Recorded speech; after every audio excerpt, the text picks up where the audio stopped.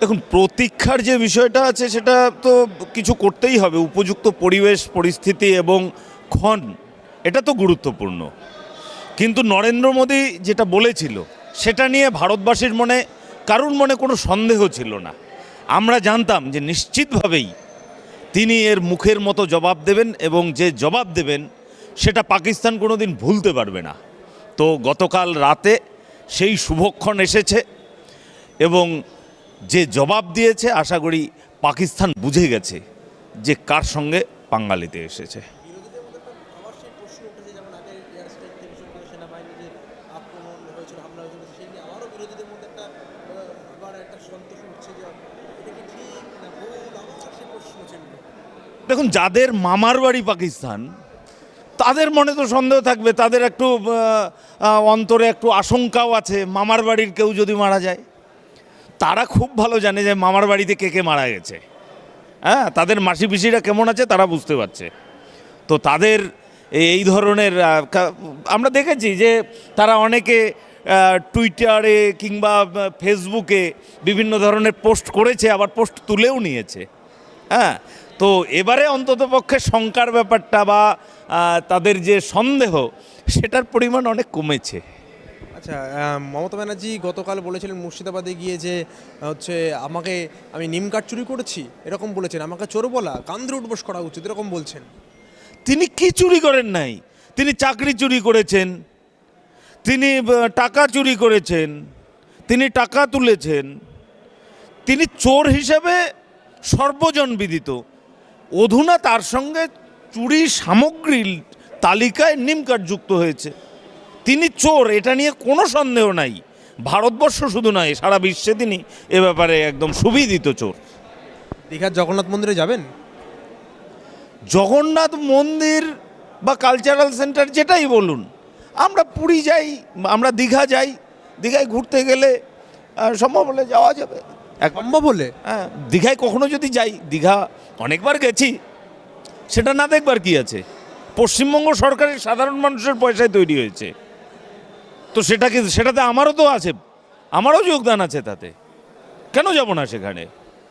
সেখানে যখন দিলীপ ঘোষ গেলেন তখন সমস্যা কোথায়? দিলীপ ঘোষ নিয়ে সমস্যার কথা আমি বলিনি তো কখনো। বিজেপি বলছে, বিজেপি বলে নেই তো, কেউ কেউ বলেছে, তারা বলবে এ ব্যাপারে তাদের সমস্যা কোথায়। আজকে দেখলাম সল্টলেকের এই একটি হোটেলে টান বৈঠক হলো, একের পর এক ঘন্টার পর ঘন্টা বৈঠক হলো। কিসের জন্য, মানে ঠিক কি কারণে বৈঠকটা হলো?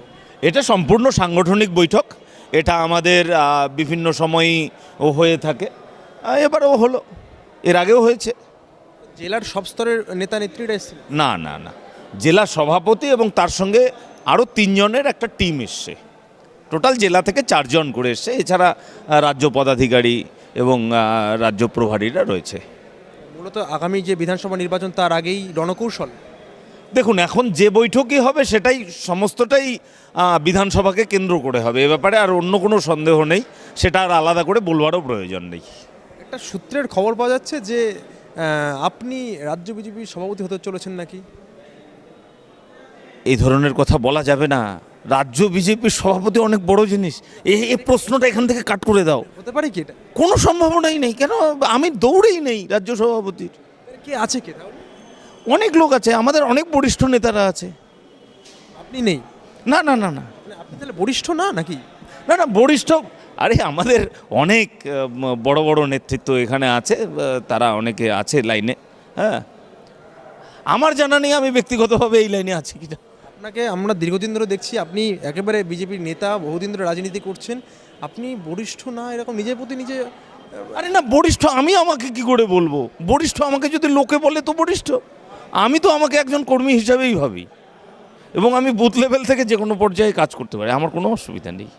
শেষ একটা বিষয় জানতে চাইবো যে বিধানসভা ভোট তার কয়েক মাস পরেই, তৃণমূল বলছে ওদের লোক নেই রাজ্য বিজেপি সভাপতি সেট করার জন্য, তাই করতে পারছে না। আসলে আমাদের রাজ্য বিজেপি করবার জন্য এত লোক আছে, তাদের মধ্যে থেকে বাছাটা বেশ চ্যালেঞ্জিং, সেটাই একমাত্র কারণ। রাজ্য বিজেপির সভাপতি হওয়ার মতো লোক নেই সেটা ঠিক নয়, অনেক উপযুক্ত লোক আছে, তাদের মধ্য থেকে বেছে নেওয়াটাই চ্যালেঞ্জিং।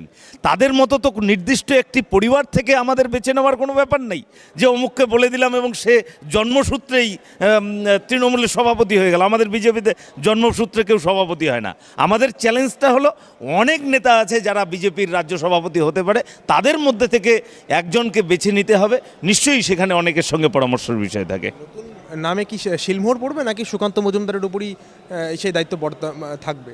এটা যাদের উপরে দায়িত্ব রয়েছে তারাই বলতে পারবে। ধন্যবাদ। আপনি জানেন না? না।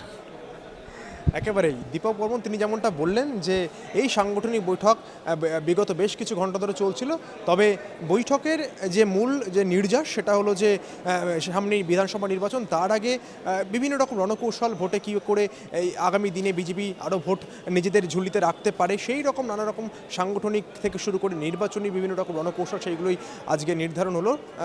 দলীয় স্তরে বিভিন্ন রকম বৈঠক হলো এবং সেই বৈঠকে উপস্থিত ছিলেন একেবারে দলের শীর্ষ থেকে একেবারে নিচু তলার কর্মীরা প্রত্যেকেই। তবে রাজ্য বিজেপির আগামী দিনের সভাপতি কী হবে সেই বিতর্কে একেবারে জড়ালেন না দীপক বর্মন।